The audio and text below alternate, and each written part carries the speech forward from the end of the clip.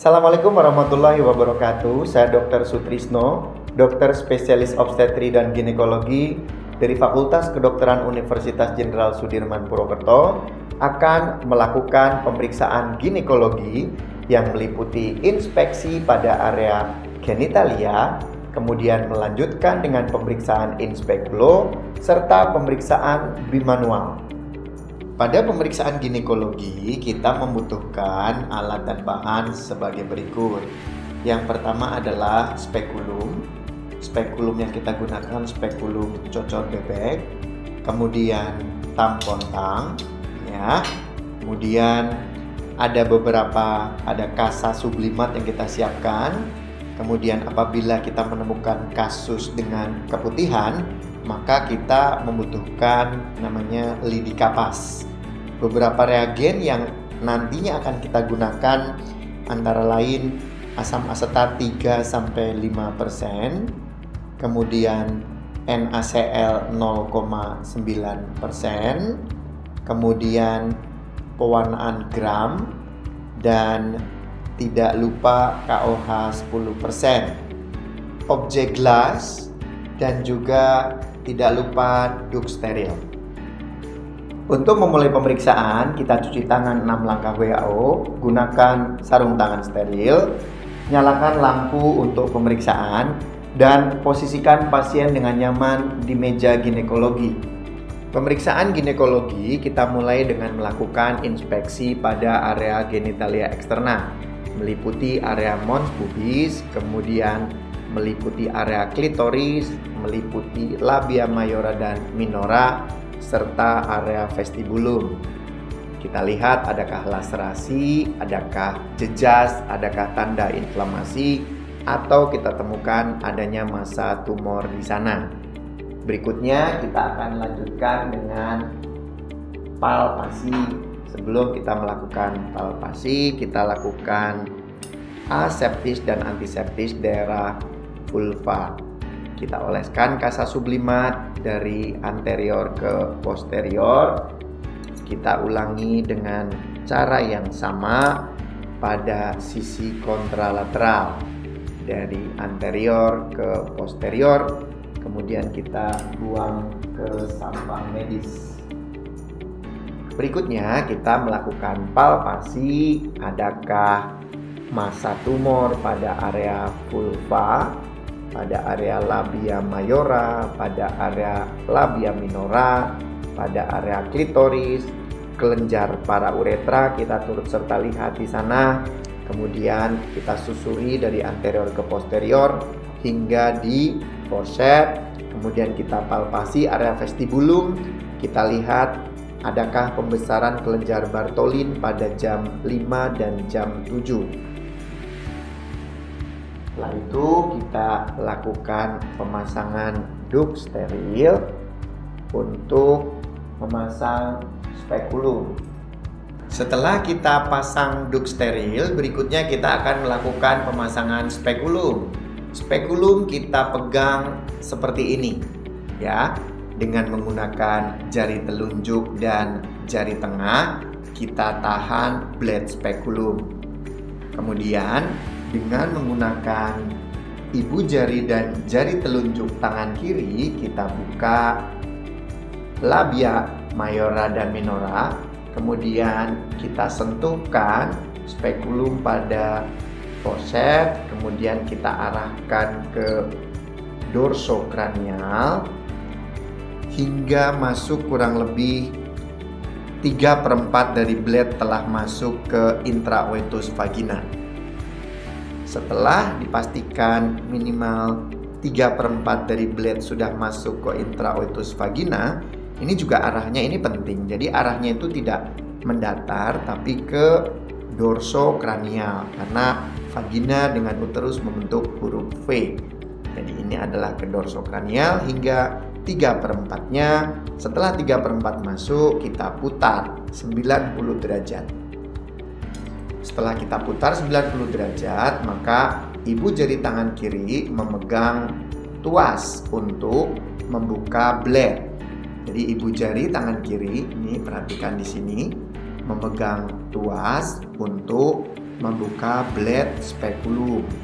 Kemudian kita arahkan hingga porsio berada pada tengah antara kedua bled spekulum. Setelah tampilan seperti ini, kita lakukan penguncian spekulum dengan menggunakan ibu jari dan jari telunjuk tangan kanan. Dengan ibu jari, tangan kiri tetap memegang pada tuas. Seperti ini. Setelah pasti terfiksasi, kita akan melanjutkan inspeksi intraoitus vagina dan porsio. Sebagian besar kasus ginekologi akan mengalami keluhan keputihan. Apabila kita menemukan keputihan, maka kita harus melakukan identifikasi karakteristik dari keputihan sebelum kita melakukan evakuasi dari leukorea atau flor albus tersebut.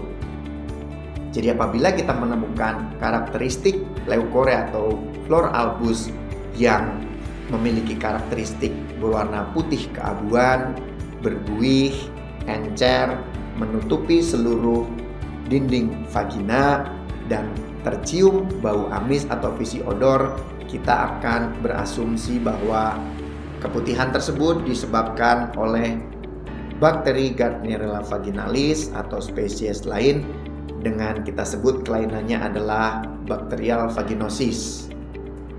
Apabila kita menemukan ada keputihan yang berwarna putih seperti susu bubuk pecah berwarna putih disertai keluhan gatal, terkumpul, maka itu adalah akibat Candida sp. Kita sebut sebagai candidiasis.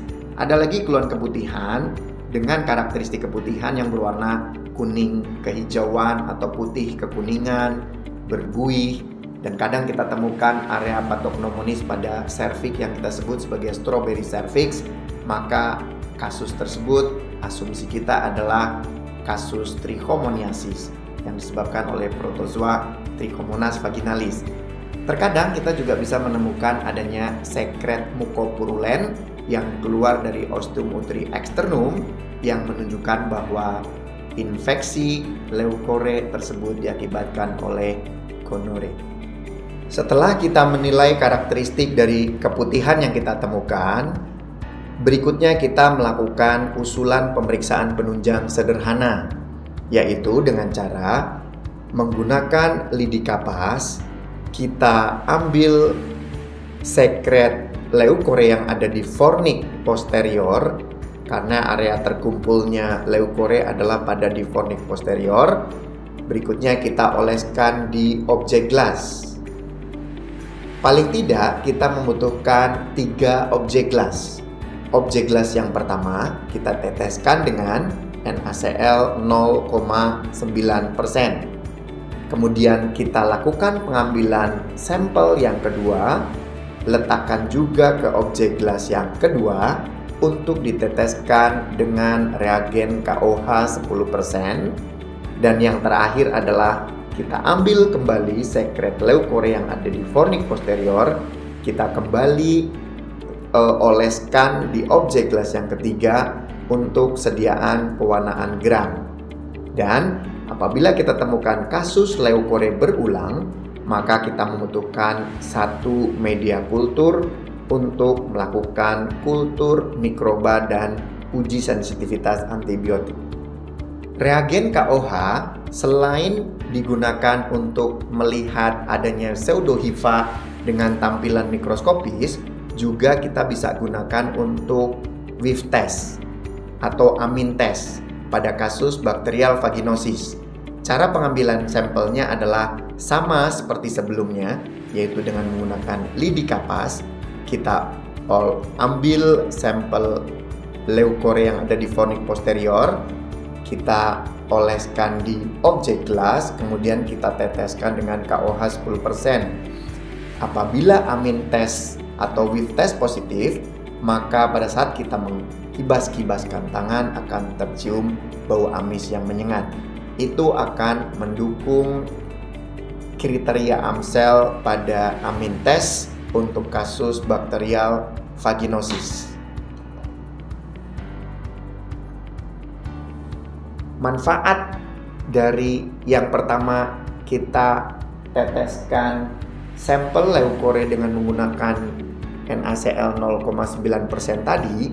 Kita lihat, kita tutup dengan deglas, kita amati di bawah mikroskop.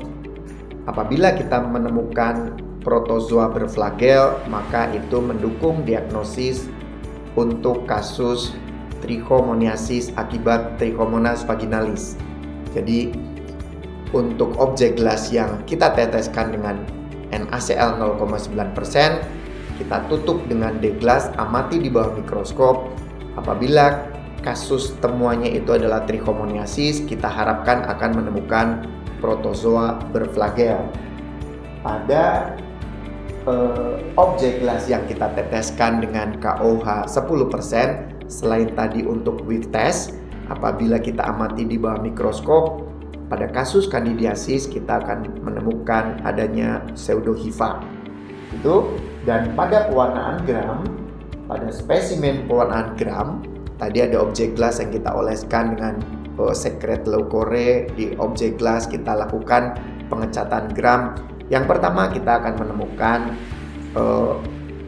pewarnaan gram dari mikroba patogen. Yang kedua adalah kita dapat menemukan adanya klusel. Klusel itu adalah epitel gepeng yang dikelilingi oleh bakteri yang menunjukkan bahwa kasus tersebut mendukung diagnosis untuk bakterial vaginosis dengan menemukan klusel seperti ini.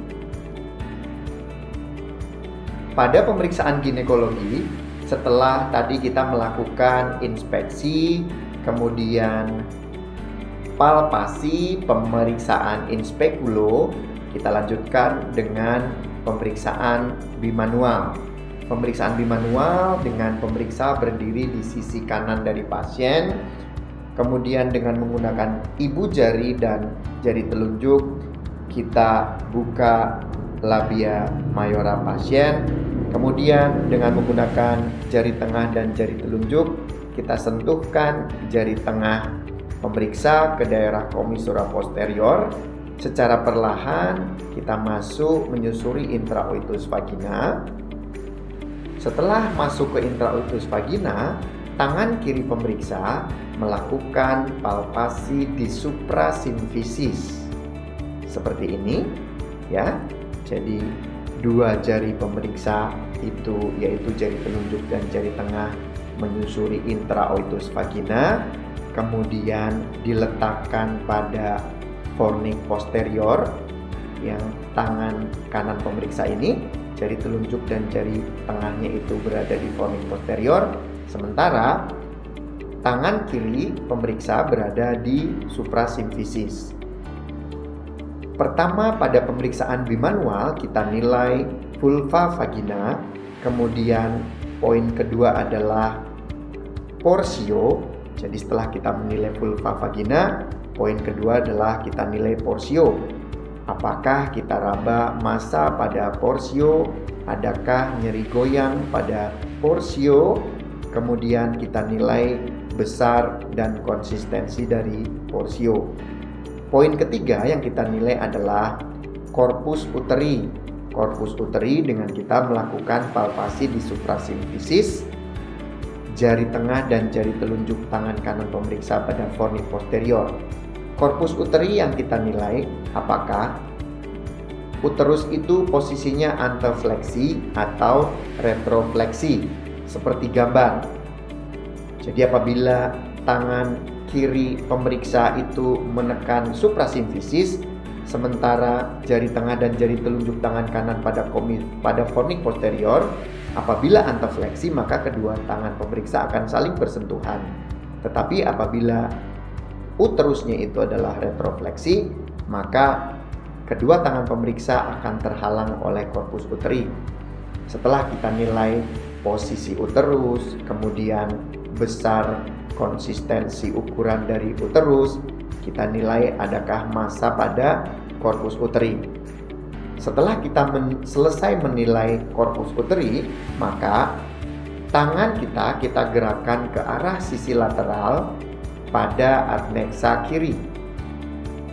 Dengan melakukan palpasi pada adnexa kiri, kita nilai apakah teraba massa pada adnexa kiri atau tidak, apakah ada nyeri tekan atau tidak.